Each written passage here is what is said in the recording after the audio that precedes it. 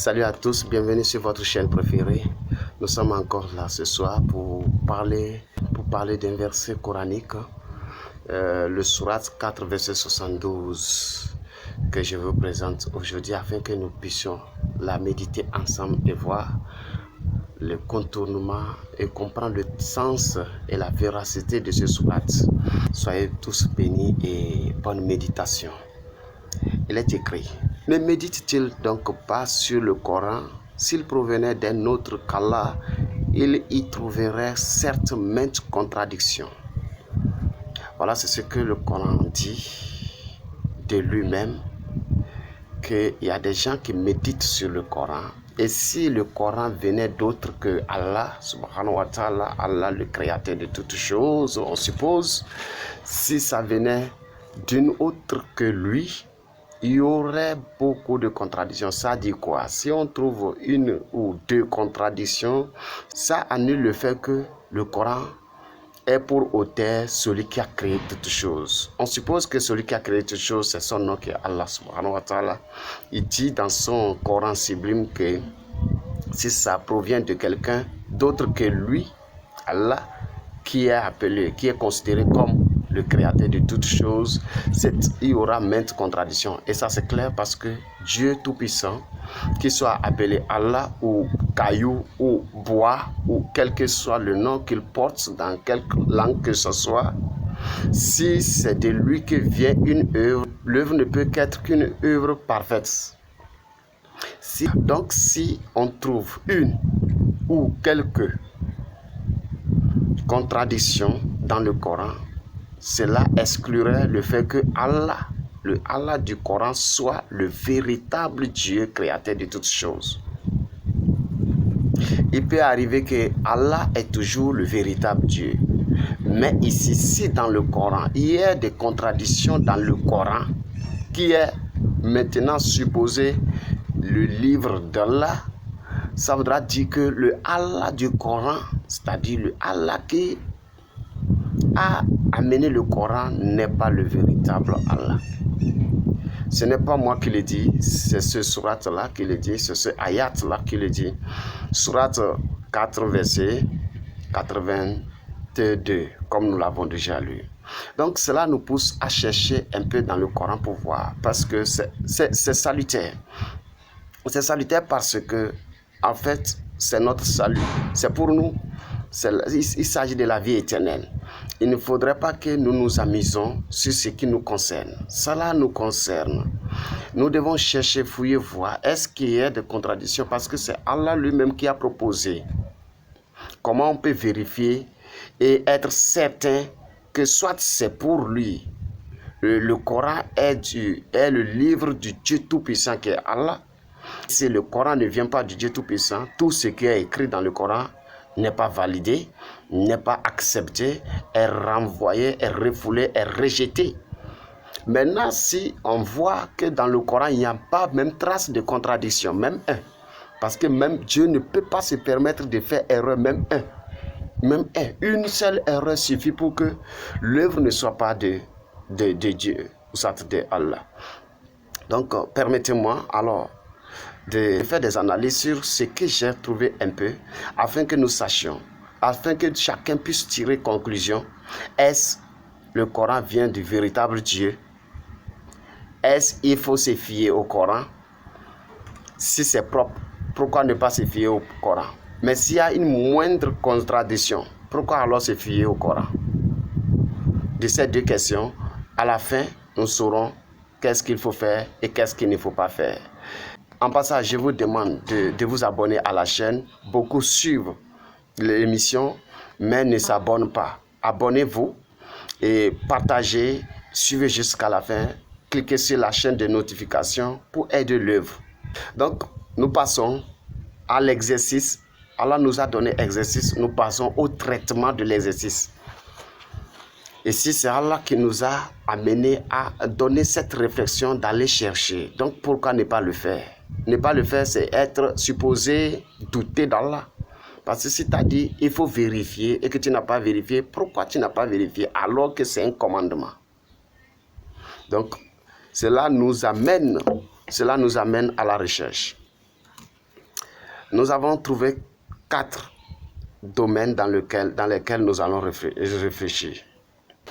Premier point, nous sommes dans Sourate 15, verset 9, où c'est écrit « En vérité, c'est nous qui avons fait descendre le Coran et c'est nous qui en sommes gardiens. » Donc Allah subhanahu wa ta'ala, on suppose que c'est le créateur, le Dieu infaillible, le Dieu de la perfection qui a amené. Et il dit c'est nous, le nous majestueux du Dieu de la perfection, du Dieu infaillible, du Dieu dans les paroles de qui on ne peut pas trouver de contradiction. Il dit nous avons fait descendre le Coran et c'est nous qui en sommes les gardiens. Donc Allah dit non seulement il a fait descendre le Coran, mais il garde le Coran. Ça voudra dire quoi? Ça voudra dire qu'Allah sait très bien que c'est le Coran qu'il a amené. S'il ne le garde pas, il peut y avoir des détériorations, de falsifications, de n'importe quoi. Les gens peuvent faire de n'importe quoi. Donc Allah est le gardien. Et on suppose que si le créateur de toutes choses, le Dieu tout-puissant est gardien d'une chose, c'est impossible, à grand jamais, impossible que la chose subisse des manipulations, la chose soit falsifiée ou soit quelqu'un d'autre puisse toucher ce que Allah a gardé, n'est-ce pas? Ça c'est très clair, ça c'est la conclusion la plus noble et c'est l'objectif pour lequel Allah lui-même dit avoir gardé, il est le gardien de son Coran. Donc nous allons vérifier, c'est-à-dire s'il y a un verset dans le Coran qui contredit cela, ça voudra dire que ça ne va pas. Nous allons alors vérifier. Nous allons lire aussi le Sourate 15, ce même Sourate 15, verset 9. Il est écrit « Ceux qui font du Coran des fractions diverses pour créer des doutes. » Point de citation. Ici, le Coran dit qu'il y a des gens qui font du Coran des fractions diverses. Et dans la suite, Allah promet un jugement terrible contre ces gens. Donc, ça voudra dire qu'il y a des gens qui ont fractionné le Coran, qui ont divisé le Coran, qui ont des Corans divers. Nous pouvons ne pas comprendre. Peut-être que nous n'avons pas de diversité de Coran dans nos mains.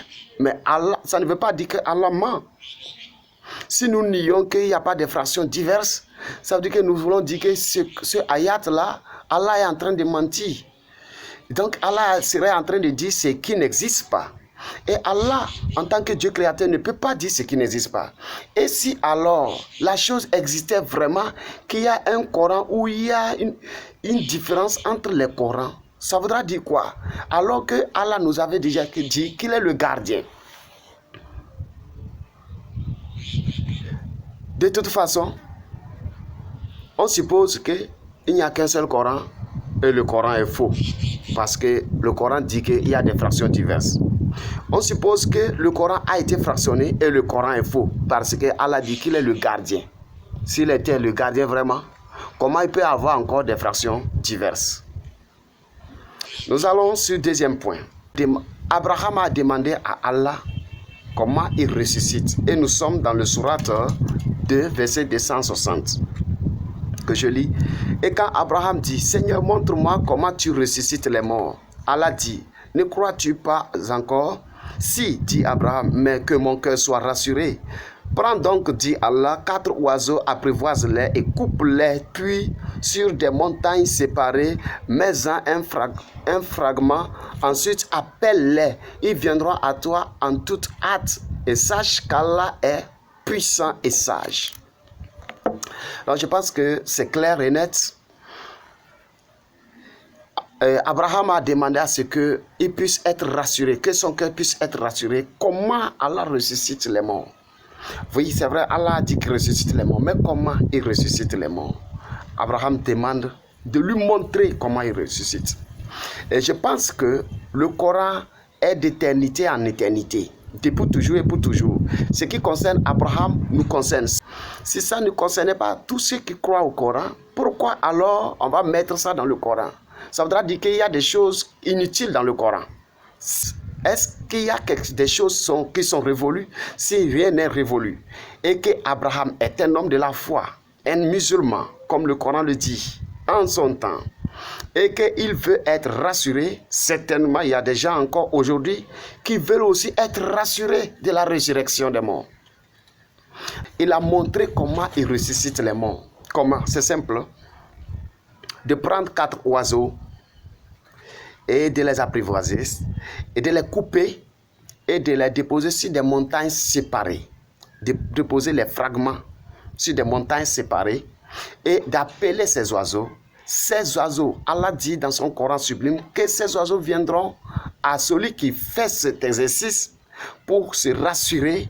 Ces oiseaux viendront à lui en toute hâte. C'est aussi quelque chose qu'il faut vérifier.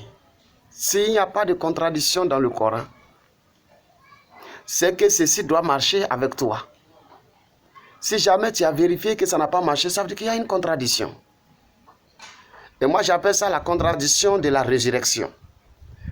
Parce qu'Allah dit que quand tu feras ça, les oiseaux là viendront à toi en toute hâte. Maintenant, quand toi tu vas faire ça, et que les oiseaux ne répondaient pas, et qu'ils ne viendraient pas à toi à toute hâte, ça veut dire que c'est contradictoire. Le Coran se contredit alors. Parce qu'on dit ça viendra à toi. Maintenant, toi tu as fait, ce n'est pas venu à toi. Ou bien le Coran ne te concerne pas. Ou bien il y a certaines parties du Coran qui sont révolues. Ou bien c'est au temps d'Abraham seulement que ce verset pouvait travailler. Alors la parole d'Allah n'est pas éternelle. Et si tu as fait ça et que ce n'est pas venu, ça c'est une contradiction. Comment se fait-il qu'on dit que ça viendra à toi à toute hâte, maintenant que tu as fait, ce n'est pas venu? Nous passerons maintenant à la troisième contradiction. On dit, nous sommes dans Sourate 18, verset 86. Et quand il eut atteint le couchant, il trouva le soleil se couchant dans une source boueuse, et auprès d'elle se trouva une peuplade d'impies. Nous dîmes, ô Duncanai, où tu les châties, où tu uses de bienveillance à leur égard. Fin de citation. Nous sommes dans Sourate 18, verset 86. Donc il s'agit d'un certain monsieur qui s'appelle Duncanai, qui a entrepris un voyage pour aller voir là où le soleil dort. C'est écrit dans le Coran, dans le livre sublime d'Allah subhanahu wa ta'ala.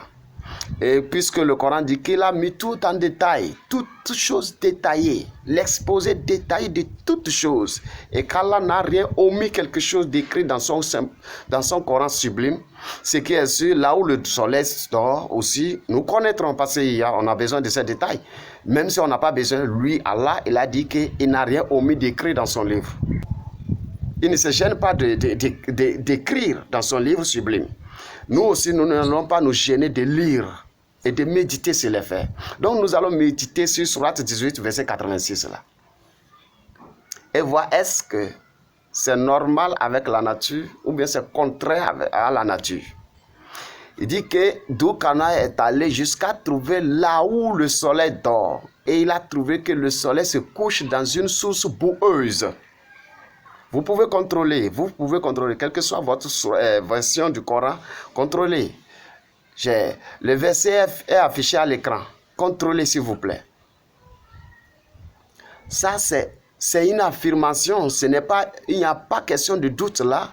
Allah subhanahu wa ta'ala dit que c'est là le soleil dort, dans une source boueuse. C'est-à-dire le soleil dort sur terre, précisément dans une source boueuse.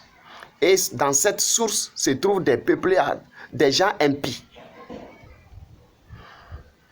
Voilà. Je rappelle le Sourate 4, verset 82 qui dit que nous méditons sur le Coran et s'il provenait un autre que Allah, le Créateur, le vrai Dieu, c'est qu'on va trouver de maintes contradictions. Ici, ça s'appelle comment? Que le soleil dort dans l'eau, dans une source boueuse. Sur terre alors, est-ce le soleil dort sur terre? Si la réponse est non, alors Allah a mis ça dans son Coran sublime. À nous les gens du 21e siècle, est-ce qu'on peut croire en de telles fables où le soleil dort dans l'eau? Alors que nous savons scientifiquement que ce n'est pas prouvé. Le soleil ne dort pas sur la terre. Le soleil est largement plus grand que la terre. Cette petite boule que nous voyons au-dessus de nous, les gens avaient imaginé que cette boule va dormir dans l'eau, sur la terre. Et maintenant, nous avons vu que cette petite boule qu'on appelle soleil sur nos têtes est largement plus grand que la terre. Là. Est-ce qu'on va encore suivre de telles aberrations, de telles abominations, j'allais dire, de telles abominations, de telles saletés? On me dit, moi, à un homme du 21e siècle, que le soleil dort dans l'eau. Ça, c'est une contradiction naturelle. C'est une parole contre nature, contre la nature. C'est un mensonge contre la nature. C'est Allah lui-même qui a ouvert le débat pour dire, bon, je vous donne l'opportunité de débattre sur mon Coran. Si ça venait d'autre que moi, Allah subhanahu wa ta'ala, qui est le vrai Dieu, c'est que vous allez trouver de maintes contradictions. Voilà ce que nous trouvons. Nous allons encore dans l'autre contradiction. Nous sommes dans Sourate 13, verset 16, où c'est dit qui est Allah. Donc, qui est le Seigneur? On dit c'est Allah. Donc, on est en train de montrer que c'est lui le véritable Dieu. Et vers la fin de ce verset, on dit, Allah est le créateur de toutes choses. Et c'est lui l'unique dominateur suprême. Ça, c'est très bien. À moins que cela soit ainsi. Donc, ici, c'est affirmé comme ça. Et je sais que le vrai Dieu ne peut pas se contredire. Donc, Allah est le créateur de toutes choses. Quand on dit toutes choses, c'est que c'est toutes choses et c'est toutes choses. Toutes choses, c'est toutes choses. Donc, c'est lui le créateur de toutes choses. Et donc, il n'est pas à être comparé. On ne peut pas le comparer à quelqu'un d'autre. Parce que si c'était créateur de certaines choses, là, on pourrait le comparer à quelqu'un d'autre. Donc, comme c'est créateur de toutes choses, c'est qu'il n'a pas de concurrent. Et là, ça c'est très bien, j'acclame cela. J'aime ça. Donc, quand même, nous allons aussi fouiller quelque part dans le Coran, voir est-ce qu'il n'y a pas une parole qui met en doute cette parole que nous venons de lire. Nous allons dans Sourate 23, verset 14, où Allah maintenant commence par montrer comment il a créé l'homme. Il dit que ce n'est pas le sperme, du sperme. Il est allé à un caillot de sang, un grumeau de sang, du grumeau de sang, il a fait de l'embryon, il a fait les os, des os, et il a revêtu les os des chairs. D'abord même, ce n'est pas la création là, c'est la procréation. Et aussi c'est contraire vraiment aux étapes de la procréation. On parle de sperme, ce n'est pas le sperme, c'est le spermatozoïde. Et Allah devrait nous parler de... Parce qu'il n'a rien omis d'écrire et que c'est l'exposé détaillé. On ne l'a pas dit de nous dire des choses. Mais comme il a pris l'engagement de nous le dire, il devrait nous le dire comme il le faut. Maintenant, ce qu'il a dit dans ce verset, si on le met à table avec un élève de terminale, de troisième déjà, il n'aura pas la même note. Hein? Il n'aura pas la note. Il n'aura pas la note. Bon, de toute façon, ce qui nous intéresse, à la fin de son verset, il dit quoi? Gloire à Allah, le meilleur des créateurs. De l'autre côté, on a vu, c'est lui, Allah, le créateur. Ici, on voit, il dit, il est le meilleur des créateurs. En fait, nous voulons savoir, Allah est quoi? Il est le meilleur des créateurs ou bien il est le créateur? Dans le même Coran, ailleurs, on dit, c'est lui le créateur, le superlatif. Ici, on dit, il est le meilleur des créateurs. Ils sont combien? On est où dans tout ça là? Il est le meilleur ou bien il est le créateur? Bref, tout ceci, vous pouvez vérifier vous-même, voir. Et moi, je vous invite à la vérité. Soyez sincères avec vous-même. Abonnez-vous à ma chaîne et nous allons découvrir davantage. Soyez sincères. Soyez sincères avec vous-même. Ça, je voulais vous dire ceci. C'est le Coran en réalité. Ce n'est qu'un bouquin théâtral des Arabes du 7e siècle. Et dedans, ce n'est qu'une insulte contre le Très-Haut. Voyez tout ce que nous avons suivi dans cette vidéo. Le Très-Haut ne peut jamais faire de telles choses. Dire ceci et redire ceci. Dire ceci et redire ceci. En fait, on dit quoi, on prend quoi et on laisse quoi.